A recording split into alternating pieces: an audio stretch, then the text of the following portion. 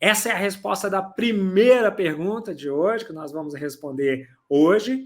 E a gente vai responder a segunda pergunta agora: qual é melhor, a sociedade anônima ou a sociedade limitada?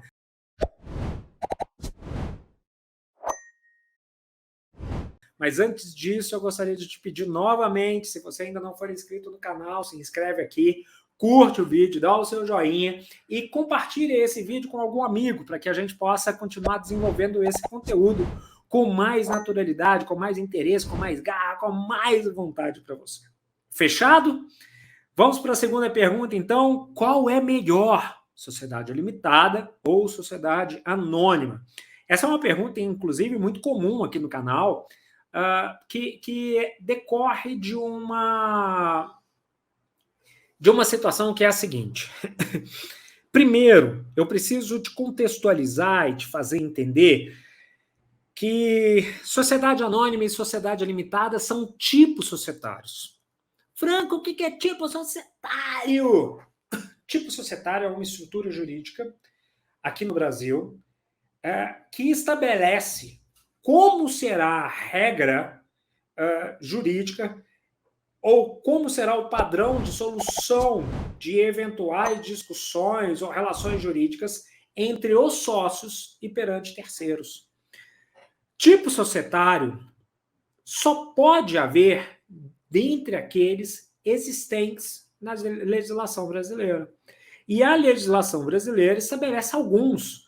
Então, duas pessoas que querem constituir uma sociedade não podem tirar do sovaco, como diz o grande professor Vinícius Gontijo, e constituir, inventar uma sociedade qualquer. Não. Ele vai ter que pegar lá na prateleira, onde está o leãozinho aqui, vamos supor o leão aqui é uma sociedade limitada, ou aqui onde está o GRU, e pegar a sociedade anônima. Ou aqui onde está essa girafa e pegar a sociedade em comandita simples, sociedade em conta de participação e por aí vai.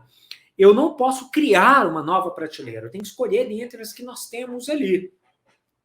E dentre as que nós temos duas que são as mais famosas, que são aquelas sociedades que limitam a responsabilidade dos sócios. Franco, quando você fala limita a responsabilidade do sócio, o que você quer dizer com isso? O que eu quero dizer com isso é o seguinte. Vamos imaginar que aquele leão ali seja uma pessoa jurídica. Esse leão aqui é uma pessoa jurídica que foi constituída por mim. Para constituir essa pessoa jurídica, eu transferi para ela 100 mil reais. E essa pessoa jurídica começou a exercer várias atividades, começou a fazer várias coisas, a comprar, vender, papapá, papapá. E ela apresentou um prejuízo ou contraiu uma obrigação qualquer. Eu injetei 100 mil, ao longo da vida dessa pessoa jurídica, ela contraiu direitos e obrigações que fez ela ter um patrimônio de 400 mil. Ou seja, ela comprou carro, moto, apartamento, escambau a 4, patrimônio de 400 mil. Só que ela, para isso, contraiu uma dívida de 600 mil. Ou seja, 600 de dívida, 400 de patrimônio. Se vender tudo, e vamos supor que isso tenha que acontecer, vendeu todo o ativos, 400 mil reais, pagou 400 mil e ficou faltando 200 mil. Quem vai pagar essa conta de 200 mil?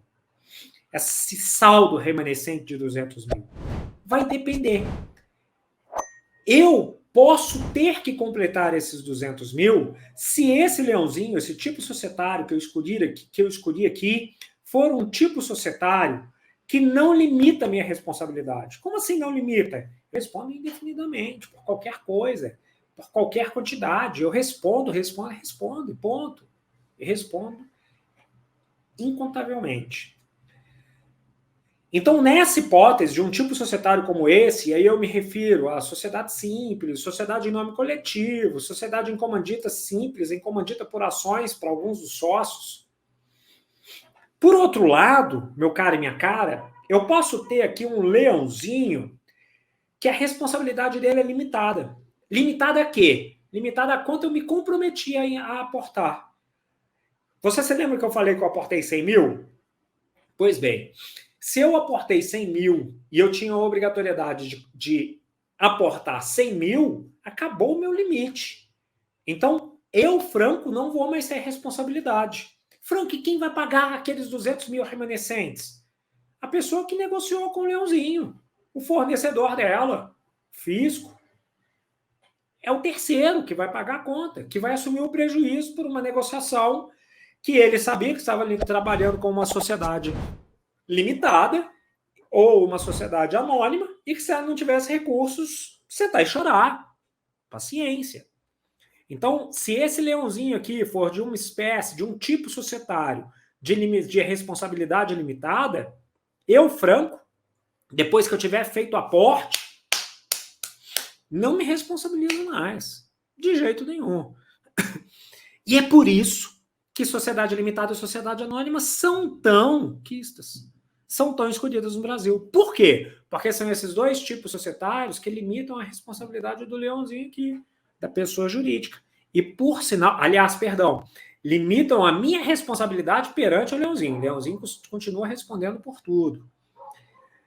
E aí a gente cai numa... Agora que já deu para poder entender que sociedade anônima e sociedade limitada são sociedades de responsabilidade limitada, a gente precisa entender. Mas, Franco, qual que é melhor? Aí vem uma resposta que eu, como advogado, costumo dar, e como professor também costumo dar, e que isso, infelizmente, é uma realidade de quase todos os advogados. Depende. Depende. Depende de quê? Depende do perfil dos sócios, depende do que os sócios querem, depende de como os sócios enxergam, de quantos sócios têm para investir. Sociedade anônima tem várias vantagens em cima da sociedade limitada e tem várias desvantagens. Sociedade limitada tem várias vantagens em cima da sociedade anônima e tem várias desvantagens. Se eu pudesse elencá-las de maneira bem rápida, a sociedade anônima, eu diria que ela é mais rígida, você tem menos margem para poder trabalhar.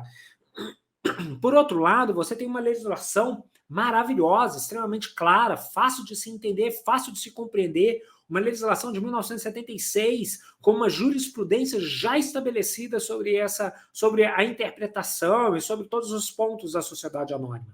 Dentro da sociedade anônima, você tem acordo de acionistas que você consegue estabelecer com uma certa liberalidade. Por outro lado, na sociedade anônima, você tem alguns custos adicionais, como eventualmente uma publicação do balanço, você tem alguns órgãos que são obrigatórios, você tem um gasto muito alto para poder abrir se você for integralizar, subscrever e integralizar com algum tipo de bem, não em dinheiro. Você tem que necessariamente comprovar o aporte de pelo menos 10% daquilo que for integralizado em dinheiro. Então, você precisa abrir uma conta prévia, que dá um trabalho. Não é todo contador que sabe trabalhar com SA. Isso é um problema sério, porque é um mercado gigante e a maioria dos contadores não está habituada a trabalhar com sociedade anônima e, portanto, não sabe. Como se fosse muita dificuldade, não é. Basicamente a mesma coisa, só os atos societários com alguma diferença. Se você for contador, inclusive, estiver vendo esse vídeo e não souber como trabalhar com sociedade anônima, acompanhe, se inscreve aqui e acompanha, porque é um mercado gigante para você poder trabalhar. Um outro aspecto, e aí eu estou trazendo os pontos positivos e negativos da sociedade anônima, se refere à sociedade limitada. A sociedade limitada, você consegue ter maleabilidade quase que total em vários aspectos, é extremamente flexível. Só que tudo está lá no contrato social. Tem que mostrar quem são os sócios. Na sociedade anônima, não. Na sociedade anônima, você não identifica de cara quem são os sócios.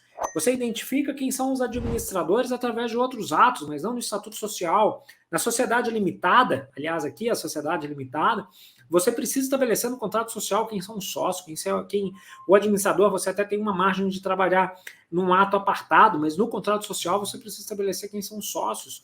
Se você precisar alterar alguma coisa, você precisa convocar a reunião, fazer todo mundo assinar, então dá um pouquinho de trabalho. Só que ela é mais barata para você constituir, é mais fácil de você achar alguém para poder coordenar, trabalhar com ela, é mais tranquilo, porque ela é mais conhecida, é mais viável, é mais fácil. Então, meu caro ou minha cara, vai depender muito se na constituição de uma holding escolher a sociedade limitada ou a sociedade anônima, de acordo com o contexto que você quer. Se você tem um problema sucessório muito grave, a sociedade anônima é mais fácil para você trabalhar, é melhor para você trabalhar. Se você tem um contexto mais harmônico agora, talvez a sociedade limitada. A sociedade limitada te permite distribuir lucros desproporcionais, na sociedade anônima não. Então, veja, cada uma tem uma vantagem e um problema. Franco, qual é a melhor na sua opinião? Na minha opinião, de novo, vai depender, mas eu tenho o hábito de usar a sociedade anônima. Eu amo trabalhar com sociedade anônima para a constituição de holding. Eu, inclusive, trabalhei com holding pessoal durante anos, com holding como sociedade anônima durante anos.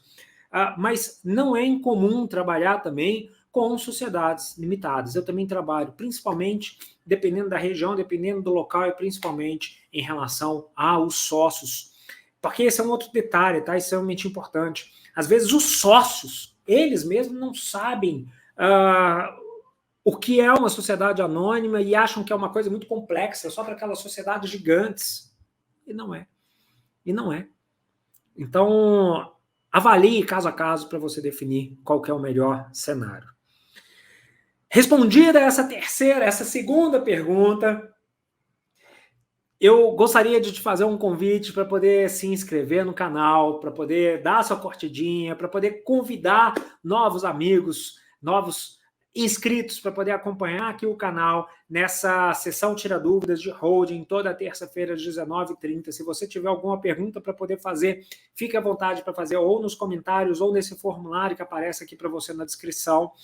Se não der tempo de responder no próprio dia, eu respondo na live subsequente, porque aqui as lives eu limito elas em 30 minutos, de 30 a 35, vamos lá, para a gente poder não demorar muito tempo e ser bem objetivo nas respostas. Então, se tiver pergunta, escreve aqui embaixo que eu vou ter o maior prazer de te responder nessa ou na próxima live, ou no próprio formulário. Terceira pergunta de hoje é, com uma holding, posso captar investimentos de terceiros e investir esse recurso? Essa pergunta foi formulada pelo Júlio Fraga.